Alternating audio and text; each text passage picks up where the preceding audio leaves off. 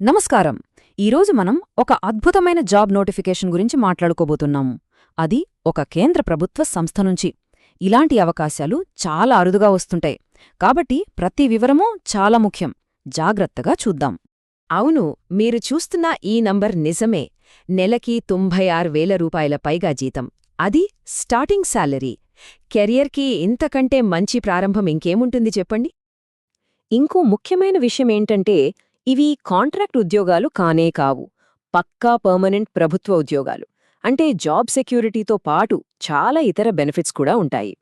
ఇక అన్నింటికన్నా పెద్ద శుభవార్త ఏంటంటే ఈ నోటిఫికేషన్లో ఉన్న కొన్ని బెస్ట్ పోస్టులకు ఎలాంటి ముందస్తు అనుభవం కూడా అవసరం లేదు. అవును, ఫ్రెషర్స్ కూడా అప్లై చేసుకోవచ్చు. సరే, ఇంతకీ ఈ నోటిఫికేషన్ ఎక్కడ్నుంచొచ్చింది? ఇది మన ఇన్ఫర్మేషన్ అండ్ బ్రాడ్కాస్టింగ్ మంత్రిత్వ శాఖ కింద పనిచేసే Indian institute of mass communication అంటే ఐఐఎంసి నుండి వచ్చింది. చాలా ప్రతిష్టాత్మకమైన సంస్థ ఇది. సో ఈ రిక్రూట్మెంట్ డ్రైవ్లో కొన్ని కీలకమైన అంశాలు చూస్తే ఇవి సెంట్రల్ గవర్నమెంట్ జాబ్స్, అన్నీ నాన్ టీచింగ్ పోస్ట్లే. ఇంకా మన దేశంలో ఎక్కడి నుంచైనా అప్లై చేసుకోవచ్చు. అయితే ఈ విశ్లేషణలో మనం ముఖ్యంగా ఎలాంటి ఎక్స్పీరియన్స్ అవసరం లేని పోస్టుల మీదే ఫోకస్ చేద్దాం. రైట్. ఇక ఆలస్యం చేయకుండా అనుభవం అవసరం లేని ఆ 2 ముఖ్యమైన పోస్టులేంటో, వాటి వివరాలేంటో చూసేద్దాం. ఇక్కడ 2 రకాల పోస్టులున్నాయి. ఒకటేమో అసిస్టెంట్ రిజిస్ట్రార్, ఇది గ్రూప్ ఏ క్యాడర్ పోస్ట్. ఇంకొకటేమో స్టెనోగ్రాఫర్, ఇది గ్రూప్ సి క్యాడర్ కిందకు వస్తుంది. ఇప్పుడు వీటి మధ్య తేడాలేంటో చూద్దాం.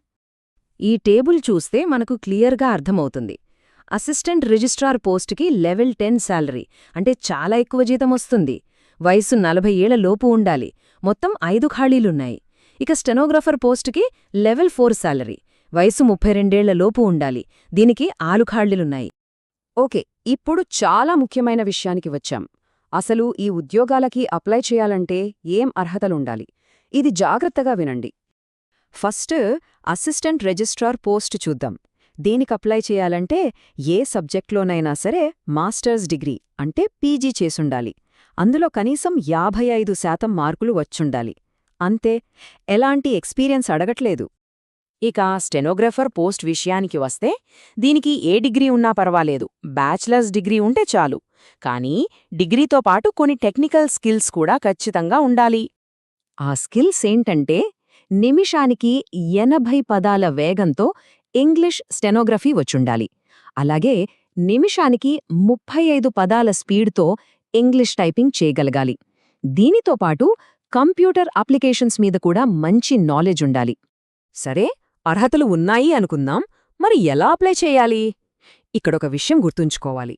అప్లికేషన్ ప్రాసెస్లో ఆన్లైన్, ఆఫ్లైన్ 2 ఉన్నాయి. ఈ తేదీలు చాలా ముఖ్యం, జాగ్రత్తగా నోట్ చేసుకోండి. ఆన్లైన్ అప్లికేషన్స్ ఆల్రెడీ డిసెంబర్ 13న మొదలయ్యాయి. ఆన్లైన్లో అప్లై చేయడానికి చివరి తేదీ జనవరి 12. అప్లై చేశాక ఆ ప్రింటౌట్ని పోస్టులో పంపడానికి చివరి తేదీ జనవరి 19. ప్రాసెస్ చాలా సింపుల్ అండి. 4 స్టెప్స్ అంతే. ఫస్ట్, ఆన్లైన్లో అప్లికేషన్ నింపాలి. సెకండ్, ఆ అప్లికేషన్ ఫామ్ని ప్రింట్ తీసుకోవాలి. థర్డ్, మీ సర్టిఫికేట్ల జిరాక్స్ కాపీలన్నింటిపైన మీరే సంతకం చేసి ఆ ప్రింటౌట్కి జత చేయాలి. ఫైనల్గా వీటన్నింటినీ కలిపి పోస్ట్ చేయాలి. ఇది చాలా చాలా ముఖ్యం. అడ్రస్ జాగ్రత్తగా చూసుకోండి. అప్లికేషన్ పంపించాల్సిన చిరునామా the deputy registrar, Indian institute of mass communication, Aruna Asaf Ali Marg, New Delhi 110067. గుర్తుంచుకోండి, కేవలం స్పీడ్ పోస్ట్ లేదా రిజిస్టర్డ్ పోస్ట్ ద్వారా మాత్రమే పంపించాలి. ఇక చివరిగా మనం తెలుసుకోవాల్సినవి 2 విషయాలు. 1, అప్లికేషన్ ఫీజు ఎంత? 2, మొత్తం ఎన్ని ఖాళీలున్నాయి? ఫీజు వివరాలు ఈ టేబుల్లో స్పష్టంగా ఉన్నాయి. అసిస్టెంట్ రిజిస్ట్రార్ పోస్ట్కు జనరల్, ఓబీసీ అభ్యర్థులు 1,500 రూపాయలు చెల్లించాలి. మిగతా కేటగిరీల వాళ్లు 750 రూపాయలు చెల్లిస్తే సరిపోతుంది. ఇక స్టెనోగ్రాఫర్ పోస్ట్కు జనరల్, ఓబీసీ వాళ్లు 500, ఇతరులు 250 రూపాయలు చెల్లించాలి. ఇక వేకెన్సీస్ విషయానికి వస్తే అసిస్టెంట్ రిజిస్ట్రార్ పోస్టులు 5, స్టెనోగ్రాఫర్ పోస్టులు 6 ఉన్నాయి. ఖాళీల సంఖ్య తక్కువగానే అనిపించొచ్చు, కానీ సరైన ప్రిపరేషన్ ఉంటే కాంపిటీషన్ ఎంత ఉన్నా విజయం సాధించవచ్చు. ఒక్క మాటలో చెప్పాలంటే మంచి జీతం, పర్మనెంట్ ప్రభుత్వ ఉద్యోగం, అది ఎలాంటి అనుభవం లేకుండా ఈ 3 ఒకే చోట దొరకడమనేది నిజంగా ఒక గోల్డెన్ అపార్చునిటీ. ఇలాంటి నోటిఫికేషన్లు పదే పదే రావు. ఇప్పుడు ఈ వివరాలన్నీ తెలిసాయి కదా, మరి ఇది సరైన అవకాశమా కాదా అనేది ఎవరికి వారు నిర్ణయించుకోవాలి. అర్హతలు ఉన్నవాళ్లు మాత్రం ఈ అవకాశాన్ని అస్సలు వదులుకోవద్దు. ఆలోచించండి.